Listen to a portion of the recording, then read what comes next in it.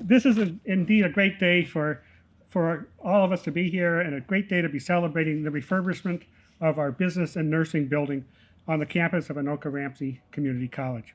This project will be an important asset to the college as we prepare the workforce for tomorrow.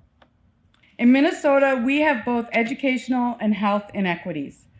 And as the Dean of Nursing and Allied Health, I feel very vested in working to positively impact these issues. Educating students from diverse backgrounds in facilities that promote active learning, allow safe practice of skills in an educational setting, and provide the opportunity for a variety of simulation activities to apply learned skills is essential to the healthcare in this state. And it's also essential to meeting the learning needs of our diverse students. So, this is a great day. I don't want to miss anybody, but we're just so grateful to be part of a great community and a great system with great legislators that really help us.